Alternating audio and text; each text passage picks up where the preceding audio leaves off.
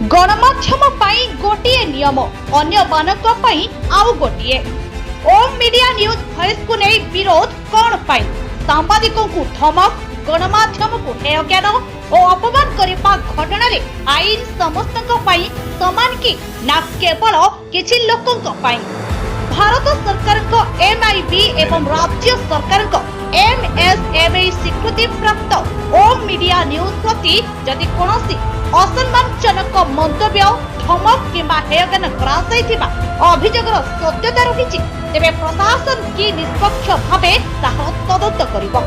प्रश्न उठुछि, आईन दृष्टि रे समस्ते समान होइथिले, कोनोसी गणमाध्यम किंबा चैनल विरोध रे अभियोग आसिले तार यथार्थ तदंत हेबो कि ना निरवता ही उत्तर हेबो?